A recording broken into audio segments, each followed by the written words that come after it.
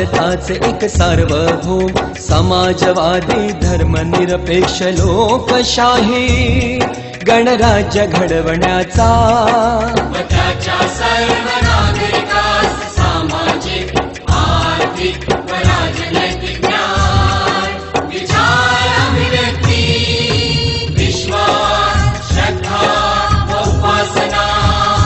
यांचे स्वातंत्र्य दर्जाची व संधीची समानता निश्चितपणे प्राप्त करून देण्याचा आणि त्या सर्व